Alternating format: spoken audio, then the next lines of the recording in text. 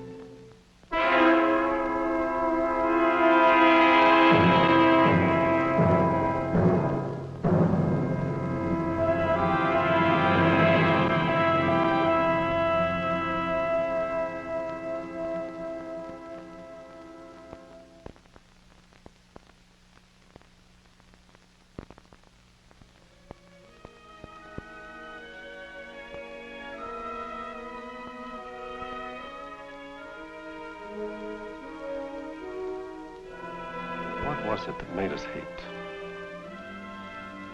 That which we did not know, we did not understand. That which we did not understand, we feared.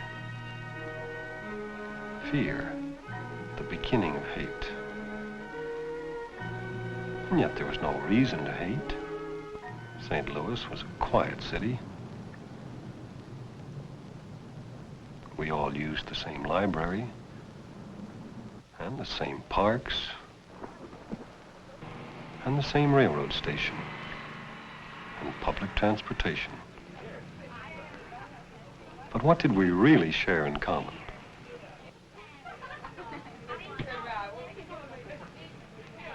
These children didn't know each other. They could get up in the morning and ride the same bus to school, but they were strangers. They had only one natural meeting place, the public school.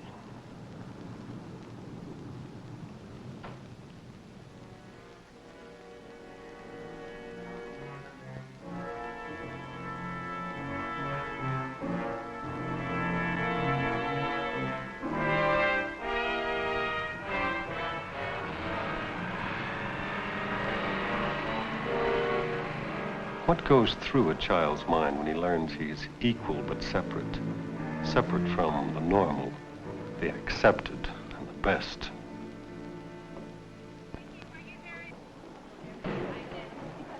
And for the teacher of segregated classes, there were other problems.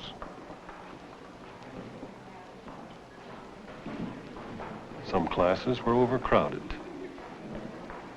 Too many kids to teach.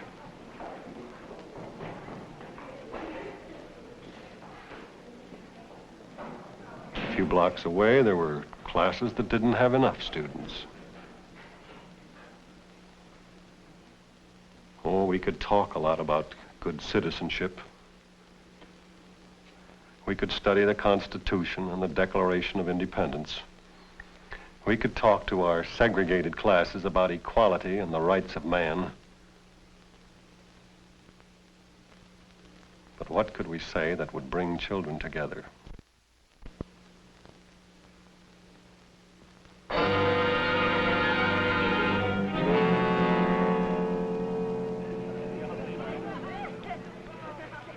So now we're integrated.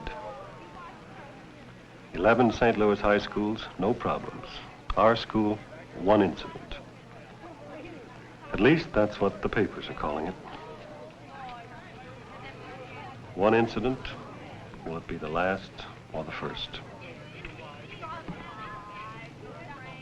The kids won't tell you or can't. Only one person really knows. And he isn't talking. Maybe he'll listen. How are you, Vincent? Vincent? How are you?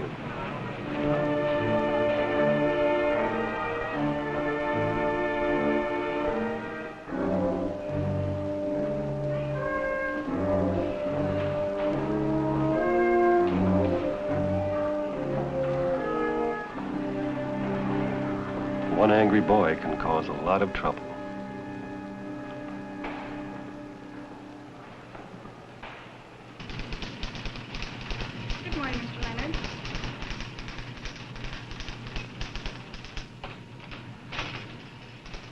Not even teachers know all the answers. And special meetings aren't much help. But at least in St. Louis, we didn't walk into desegregation with our eyes closed. People in this town knew it was coming. Our textbook committees met together and worked together. Teachers who had been trained in similar teachers' colleges, taught similar courses. When they came together, they met as equals. White and Negro teachers in St. Louis met in human relations workshops, in committees of their teachers' associations, and in other professional organizations. All this before the Supreme Court decision. And while the Supreme Court studied the Constitution to see if segregation was legal, students in St. Louis were meeting on their own to find out if integration could work. Intergroup youth had delegates from all the high schools in St. Louis. Well, all I know is at our school, there's some kids who just don't like colored people. Well, heck, some of the kids at our school don't like white people either. Well, I don't mean to say anything about anybody, but I've heard and read what goes on in Negro neighborhoods. Delinquency and things like that. Well, I live in a pretty fancy neighborhood, and we had some kids that broke into school and wrecked it. Well, I think it's the individual that counts. How are you going to get to know a person unless you meet them? When the Supreme Court ruled that segregation was illegal, these children were ready. And the school administration was ready. The schools could learn from the mistakes of the past. Plans for an orderly and gradual integration were prepared months in advance. But school plans were only paper. The real decision was up to the community. Support came from organized labor, the Metropolitan Church Federation, the Catholic Church, the Jewish Community Relations Council. And support for integration also came from some unorganized groups.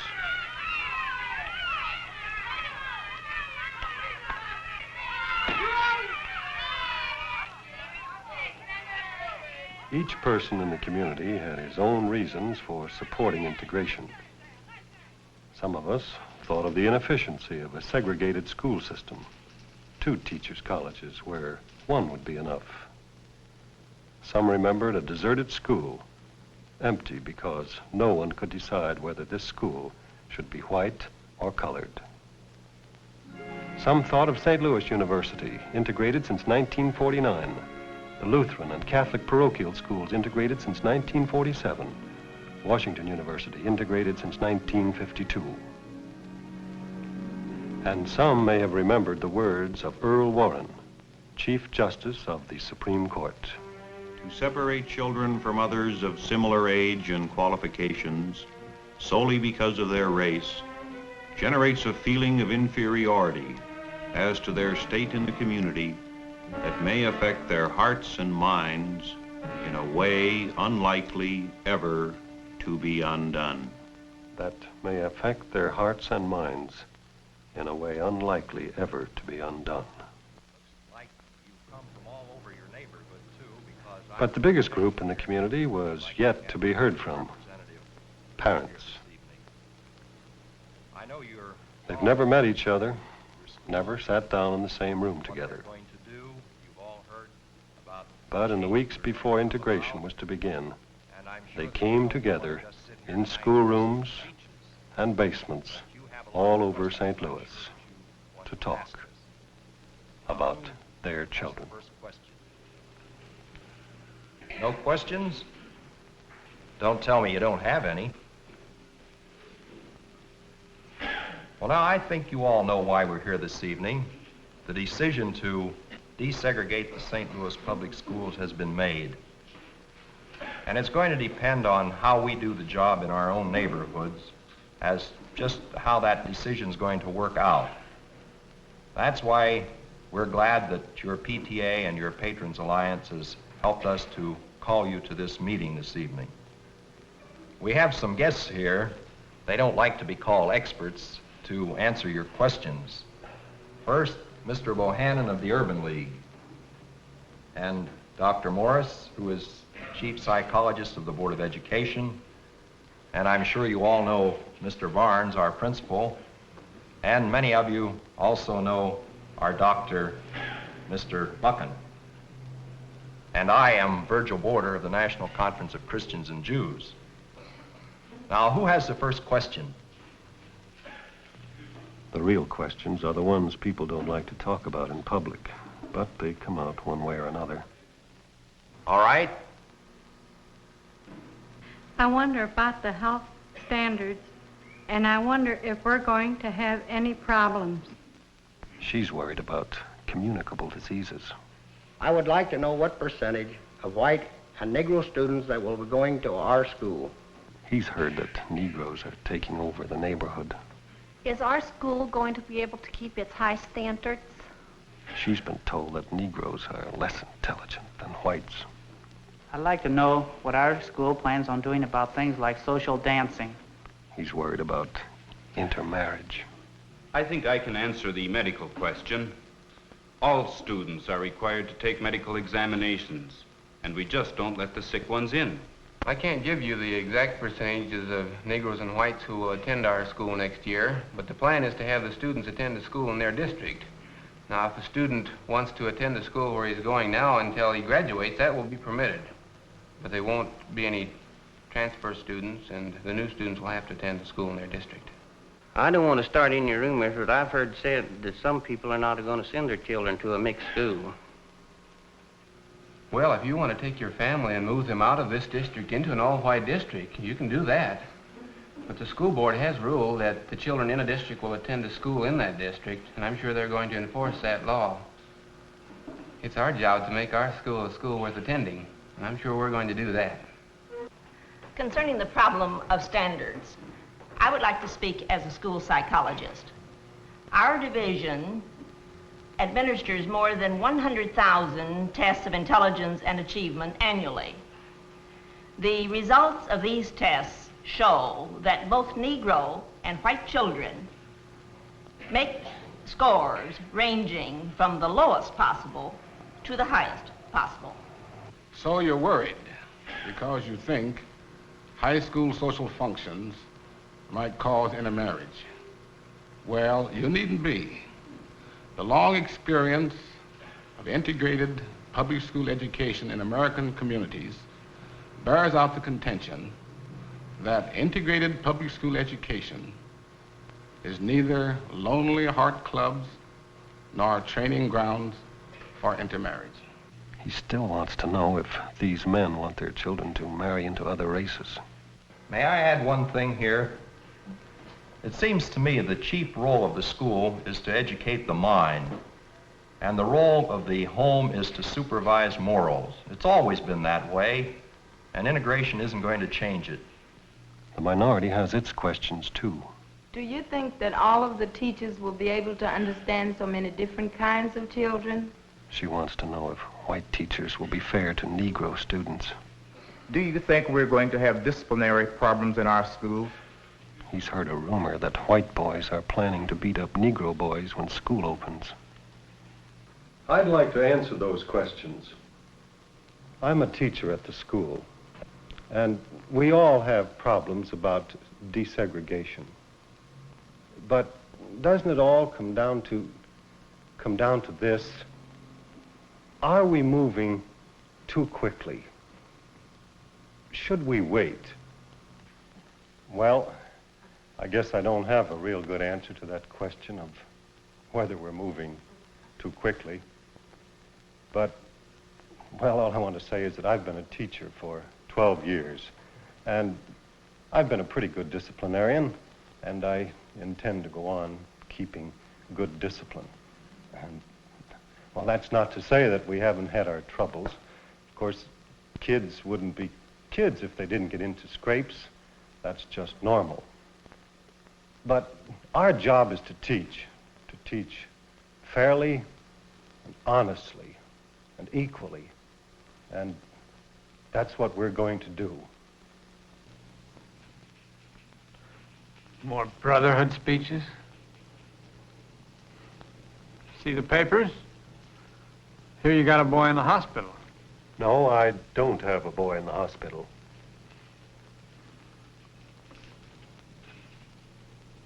We weren't ready for it.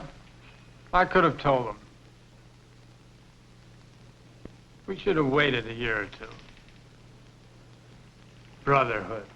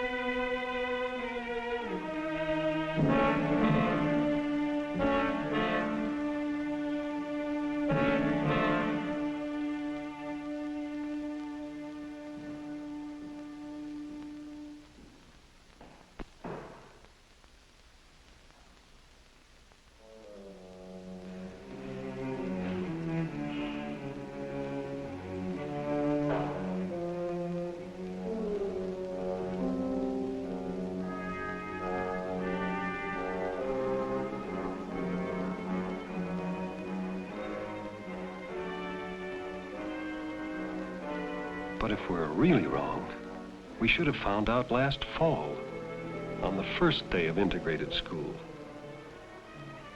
We were ready then. There were detectives out of uniform. The newspapers cooperated by avoiding scare headlines and by keeping their cameramen and their cameras out of sight.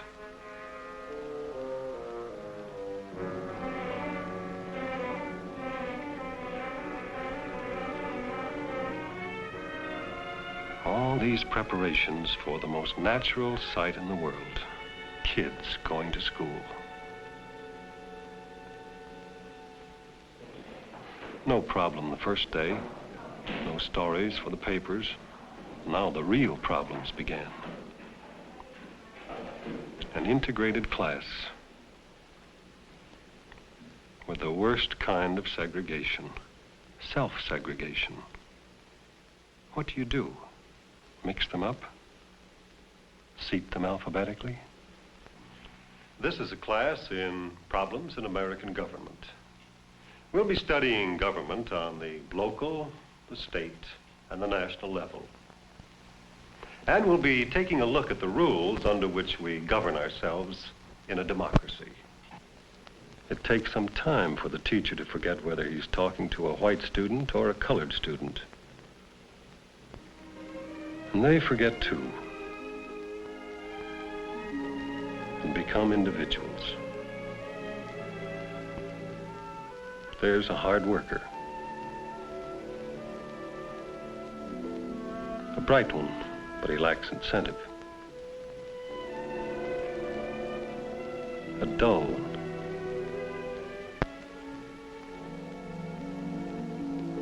But each of them an individual to be worked with, stimulated, encouraged.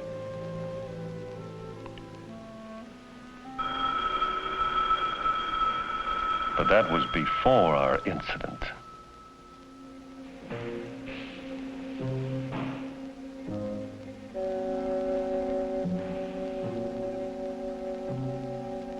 Our incident. Vincent shoots his water pistol at another boy and squirts a Negro girl instead. So the girl tells her friends, and Vincent gets beat up by some Negro boys. Kid stuff. Only one kid was white and the other was colored. And that makes a racial incident. Newspaper stories, special meetings, and where do we go from here?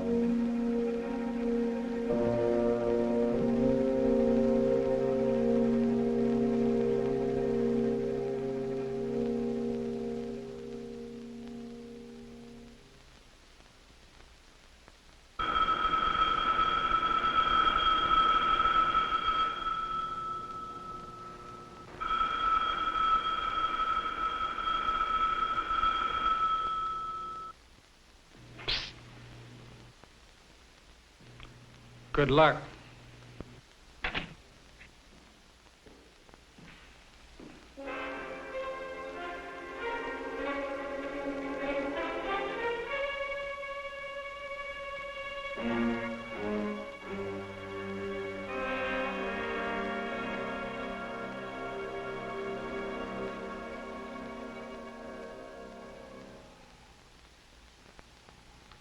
Before we start today, I want to say something about an incident. No. We'll hold that for a bit and get on with the regular class business. The business of committee reports. Tony, are you ready with your committee report?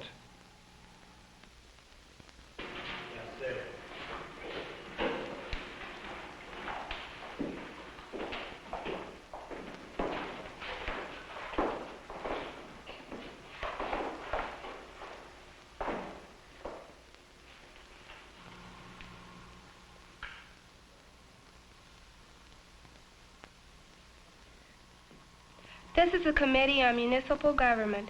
The first report is a joint report on the Board of Aldermen. It was assigned to Tony Young and Vincent Martin. It will be presented by Vincent.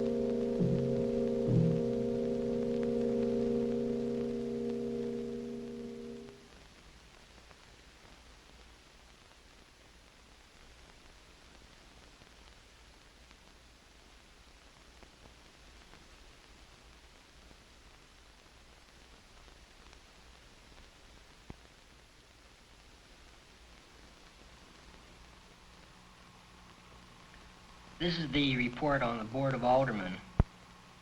It is a joint report prepared by Tony and me.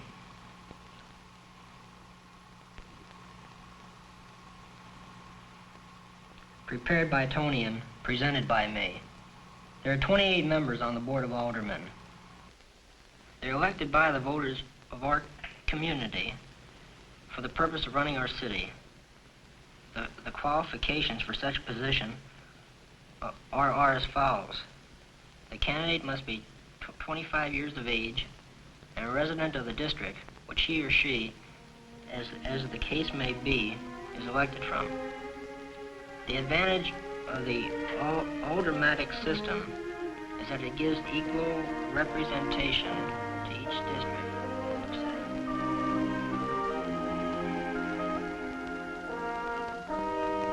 A teacher's job is to teach, whether it be in St. Louis or any other place. And the test of integration is what happens in the classroom. And my kids are going to pass that test.